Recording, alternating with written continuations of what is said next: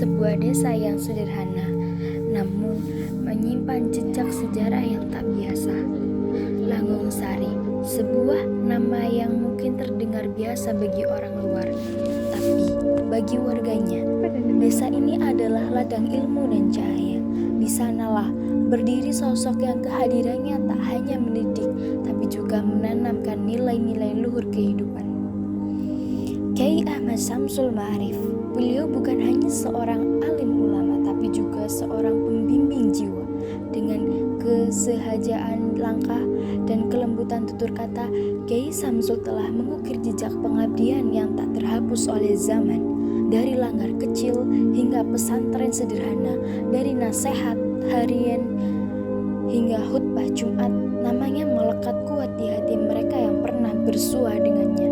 Inilah kisah perjalanan hidup sang penerang kampung, kisah tentang ilmu keteladanan dan warisan kebijaksanaan yang tetap hidup hingga kini. Biografi Bang Yaya Masakina.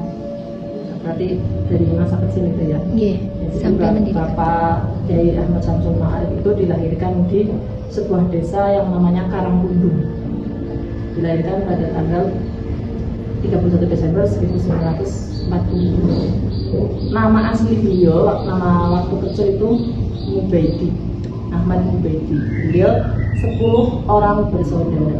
Jadi kakak adik beliau itu semuanya ada 10. Terus ayah beliau yaitu Kiai Muhammad Dahlan. Sedangkan ibunya itu bernama Ibu Nyai Munirah. Terus Kyai Ahmad Syamsul Ma'arif itu merupakan putra kelima dari 10 bersaudara. Pada waktu itu, ketika Kyai Ahmad Syamsul Ma'arif itu menjelang masa dewasanya ya, masa belajar, itu beliau itu terkenal sebagai orang yang sangat suka menimba ilmu. Jadi padahal kebanyakan pada waktu itu kan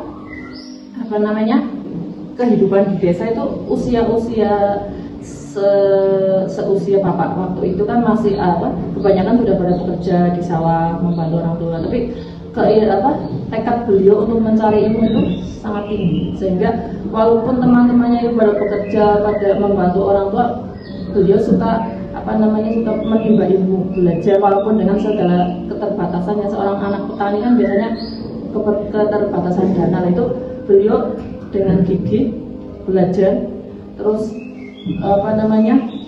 menimba ilmunya itu sampai kemana-mana, tidak hanya di sekitar Purwokerto saja begitu. Jadi beliau pernah sempat mondok di pesantren Krapyak, walaupun pada akhirnya karena kendala biaya beliau itu cuma mondok di sana sekitar 2 tahun lah, 1,5 atau 2 tahun. Tapi itu walaupun dengan bekal seadanya, itu alhamdulillah sudah mendapatkan beberapa ilmu lah ya. Namanya kalau orang belajar sungguh-sungguh kan walaupun sebentar, insya Allah banyak yang didapatkan. Selepas dari Krapyak, beliau juga sempat kursus di Pak Kyai Syamsul ini. Terkenal orang yang suka sekali mencari ilmu. Jadi apapun ilmu yang menurut beliau berguna nantinya, itu beliau tekuni. Sampai yang namanya kursus bahasa Inggris, kan pada waktu itu kan belum banyak peminatnya ya. Kursus bahasa Inggris, kursus membatik, dan lain-lain.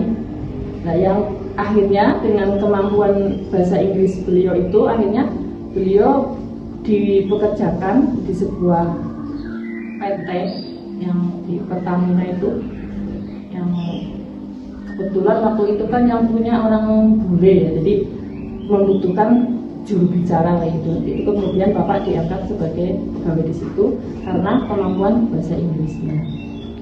Nah, setelah bapak kemudian waktu bekerja di Cinetop itu kan baru punya anak dua. Terus kemudian beliau itu juga selain aktif bekerja, beliau juga tadinya adalah anggota Ansor yang bersama teman-teman seperjuangan itu mendirikan sebuah PGA yang sekarang menjadi MTS. Nah, itu kemudian beliau sempat menjadi kepala sekolahnya, terus akhirnya dengan ada beberapa hal yang membuat beliau itu mengundurkan diri.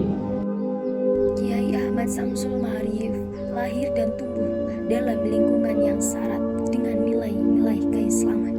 Sejak muda, beliau telah menampaki jalan thalabul ilmi, menimba ilmu dari pesantren ke pesantren, dari guru ke guru, hingga akhirnya kembali pulang dengan satu niat, membangun umat dari akarnya. Dengan penuh kesabaran, beliau mendirikan pondok pesantren Nurul Huda yang terletak di Langgong Sari, sebuah tempat sederhana yang kini menjadi pendidikan rohani dan moral.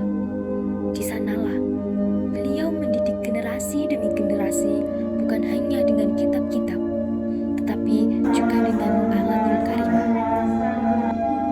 Pendidikan bagi beliau bukan hanya soal hafalan, tetapi tentang bagaimana seorang menjadi manusia yang bermartabat, beradab, dan bermanfaat.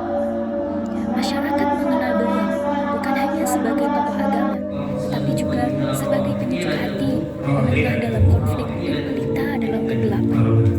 Dalam tiap nasihatnya selalu ada ketenangan, dalam tiap langkahnya selalu ada keteladanan. Beliau bukan hanya milik pesantren, bukan hanya tokoh kiai kampung, tapi beliau adalah milik masyarakat, milik umat, dan milik zaman.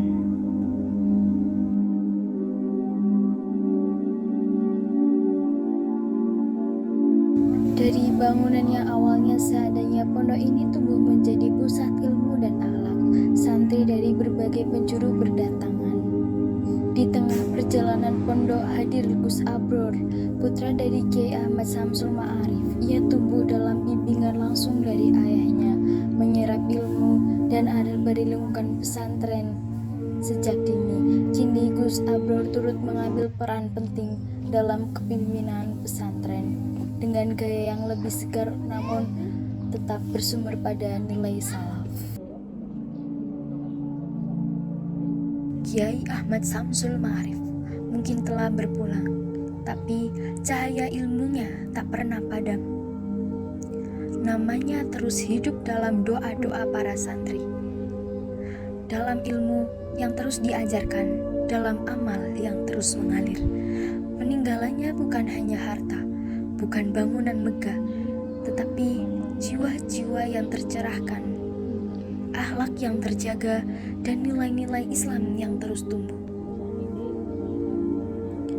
Maka di tengah derasnya arus zaman, semoga kisah ini menjadi pengingat bahwa seorang alim yang ikhlas adalah lentera sejati bagi umat. Dan Kiai Samsul Ma'arif itu adalah lentera.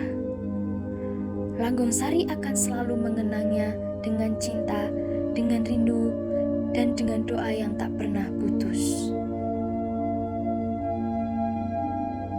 Terima kasih Kiai, warisanmu akan terus kami jaga.